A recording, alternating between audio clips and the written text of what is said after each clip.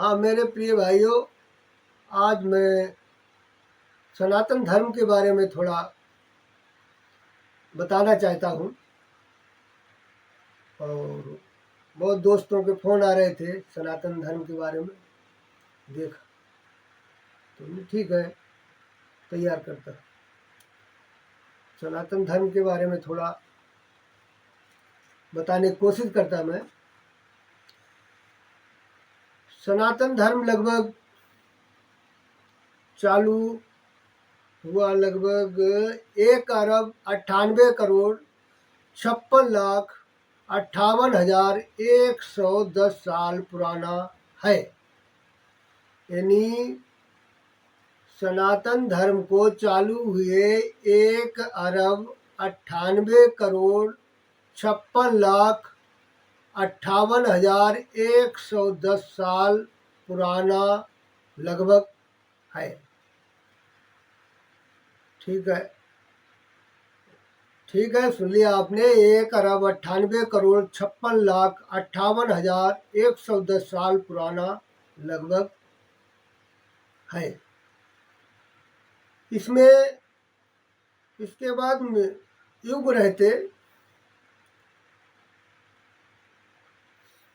4 युग संत महात्माओं ने बताया, विद्वानों ने।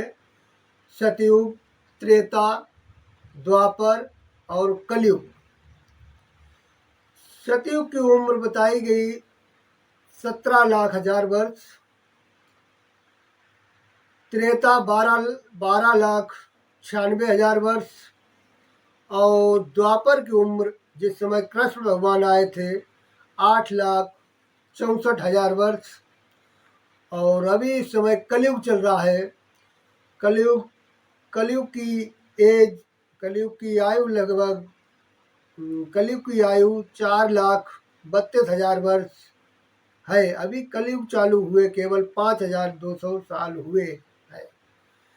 और अभी लोग ऐसा बोल रहे हैं कि कलयुग में सतयुग आएगा, और मुस्लिम भाई बोल रहे कयामत आने वाली है। हिंदू भाई बोलते प्रलय आने वाली है। तो प्रलय का तो अभी नहीं, विद्वानों ने बोला। विद्वानों के हिसाब से, संतों की भविष्यवाणी के हिसाब से जनसंख्या कम हो जाएगी। और जनसंख्या बहुत कम होगी, ऐसी नई नई बीमारियां चलेंगी जो कि डॉक्टर लोगों को पहचानना मुश्किल पड़ेगा कि ये कौन सी बीमारी है। इस बीमारी का इलाज उस बीमारी कुछ इलाज ही नहीं होगा, डॉक्टरों की समझ में नहीं आएगा। और लगभग जनसंख्या बहुत कम हो जाएगी। यहाँ तक कि बाबा जय गुरुदेव जी महाराज ने बोला है कि लगभग इतनी जनसंख्या कम हो जाएगी कि 12 कोस पे एक दिया जलेगा। 12 कोस पे एक दिया जलेगा लगभग। अच्छा, इसके आगे मैं आपको ये भी बताता हूँ कि इन युगों के बाद में ये जो सतयुग, त्रेता, द्वापर और कलयुग, इनकी भी काउंटिंग होती है। ये चारों मिलके एक चौकड़ी कहलाते हैं। और 72 चौकड़ी का एक मनोत्तर होता है, और 14 मनोत्तर का एक कल्प होता है। ऐसा बताया गया कि एक कल्प के बराबर ब्रह्मा जी का दिन होता है, और एक कल्प के बराबर ब्रह्मा जी की एक रात होती है। ऐसा बताया गया है वेद पुराणों के हिसाब से, विद्वानों के हिसाब से, कि सतयुग, त्रेता, द्वापर, कलयुग, ये चारों मिलके एक चौकड़ी कहलाते हैं। और 72 चौकड़ी का एक मनोत्तर होता है, और 14 मनोत्तर का एक कल्प। और प्रत्येक कल्प के बाद प्रलय होती है। वो प्रलय भी होती है 3 प्रकार की। एक बार जैसे जनसंख्या कम हो जाती है, और जैसे महाभारत में हो गई थी। और दूसरी प्रलय जब होती है तो उसमें सब कुछ खत्म हो जाता है, केवल पृथ्वी के ऊपर पानी पानी दिखाई पड़ेगा, बाकी कुछ नहीं। और तीसरी प्रलय होती है तो उसमें कुछ नहीं बचता, केवल शून्य, यानी पानी भी नहीं, कुछ नहीं, नीचे ऊपर सब चारों दिशाओं में केवल शून्य, कुछ नहीं दिखाई पड़ता।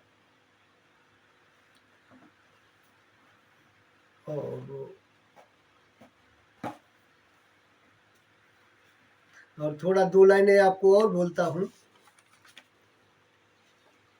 कि पल पल वक्त गुजरते देखा, पल पल वक्त गुजरते देखा, हर एक रंग उतरते देखा, हर एक रंग उतरते देखा।